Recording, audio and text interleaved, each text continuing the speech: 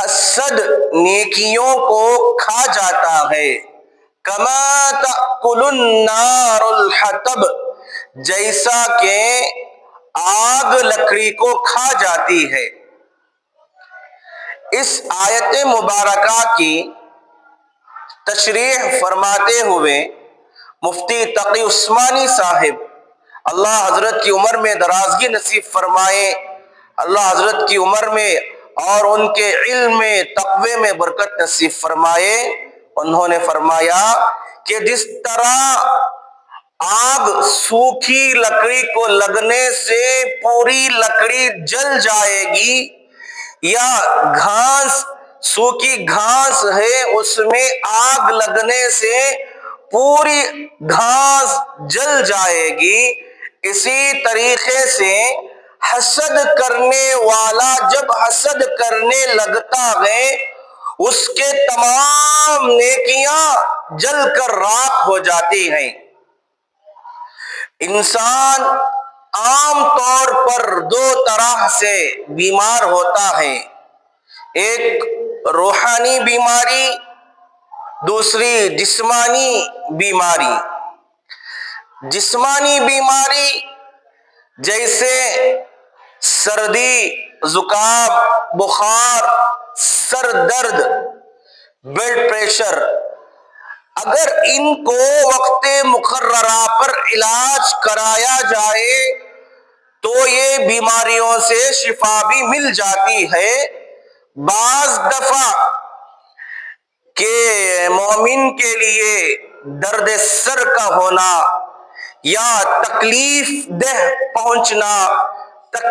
پہنچنا اس سے گویا گناہ دھل جاتے ہیں، اور اگر ان تمام بیماریوں کے رہتے ہوئے علاج کرایا بھی گیا، اگر اسے شفا بھی نہیں ملی تب بھی اس کے سارے گناہ دھل جائیں گے۔ یہ جسمانی بیماری ہے جو علاج کرنے پر علاج ہو جاتا ہے۔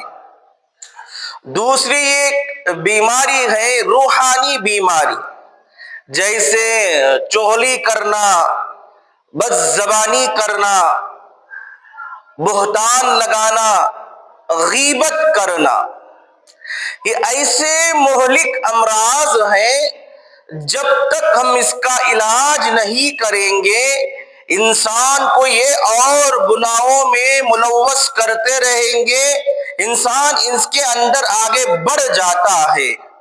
اگر خدا نہ خواستہ ان بیماریوں کے رہتے ہوئے اس کا انتقال ہو جاتا ہے تو اللہ تبارک و تعالیٰ کے سامنے کھڑا ہونا ہے، اللہ اس سے سخت باز پرس کریں گے۔ حسد اور ہمارا معاشرہ۔ حسد ایک ایسی بیماری ہے کہ سامنے والے کو اگر اللہ تبارک و تعالیٰ نے کچھ نعمت دیا ہے، چاہے وہ دنیاوی ہو یا اخروی ہو، اسے دیکھ کر جلنا اور دل میں ایک کڑھن پیدا کرنا کہ کاش وہ چیز میرے پاس آ جائے اور وہ کسی طریقے سے اس کے ہاتھ سے نکل جائے۔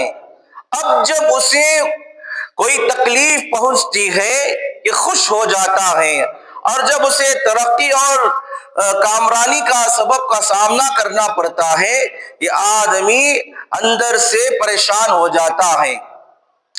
اسی لیے قرآن مجید میں کہا گیا یوم لا ينفع مال ولا بنون، قیامت کے دن نہ انسان کا مال کام آئے گا نہ بیٹا کام آئے گا، الا من اتى الله بقلب سلیم، مگر وہ دل جو تسلیم کو لے گیا، اچھائی کا ایک اللہ کے سامنے نذرانہ پیش کیا، اپنے مال کے ذریعے اللہ کے راستے میں خرچ کیا۔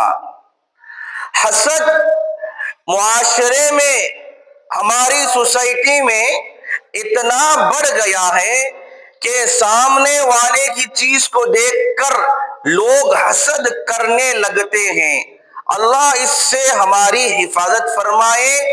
حسد کرنا ایسا ہے جیسا کہ ہم اپنی نیکیوں کو کھا رہے ہیں، جیسے آگ سوکھی لکڑی کو لگنے سے پوری لکڑی جل کر بھسم ہو جاتی ہے، اور گھاس کو لگنے سے پوری گھاس جل کر راکھ ہو جاتی ہے۔ اسی طریقے سے سامنے والے کی چیز کو دیکھ کر حسد کرنا گویا کہ اپنی نیکیوں پر آگ جلانے کی طرح ہے۔ اللہ اس سے ہماری حفاظت فرمائے۔ حسد یہ ایسی بری عادت ہے، ایسی بری بلا ہے کہ سب سے پہلے اللہ تبارک و تعالی نے جب حضرت آدم علیہ السلام کو پیدا کیا اور ابلیس سے کہا کہ تو حضرت آدم کو سجدہ کر، ابلیس نے کہا قال انا خیر من خلقتنی من نار وخلقتہ من طین، میں اس سے بہتر ہوں، آپ نے مجھے آگ سے پیدا کیا ہے اور آدم کو مٹی سے بنایا ہے۔ آگ کی صفت ہے اوپر اٹھنے کی، بھلا جو چیز اوپر اٹھے گی وہ نیچے کیسے جائے گی؟ حضرت آدم علیہ السلام کا جب پتلا تیار ہوا تو اسی وقت شیطان نے حسد کر دیا کہ میں کیوں ان کو سجدہ کروں۔ پھر دنیا میں حضرت آدم علیہ السلام کے دو بیٹے قابل و حابیل، قابل بڑا بھائی تھا، حابیل چھوٹا بھائی تھا۔ اب کسی چیز میں جھگڑنے لگے، سارا واقعہ کی تفصیل آپ جانتے ہیں، تفصیل میں جانے کا موقع نہیں ہے۔ تو یہ بیچ میں جو حسد آیا، حسد کے وجہ سے ہی اللہ نے چھوٹے بھائی حابیل کی قربانی قبول کر لیا۔ جب بڑا بھائی نے دیکھا کہ چھوٹے بھائی کی قربانی قبول ہوئی، میری قربانی قبول نہیں ہوئی، حسد کرتے ہوئے قابل نے اپنے چھوٹے بھائی حابیل کا قتل کر دیا۔ یہ جو قتل ہوا حسد کی وجہ سے۔ حسد کتنی بڑی بری بیماری ہے۔ آج ہمارے مسلم معاشرے میں، سوسائٹی میں حسد جب کیا جاتا ہے، دوست رشتہ داروں میں، اعزاء میں، اقارب میں جب حسد کرنے لگتا ہے، لوگ پہچان جاتے ہیں کہ یہ ہمارے سے حسد کر رہا ہے۔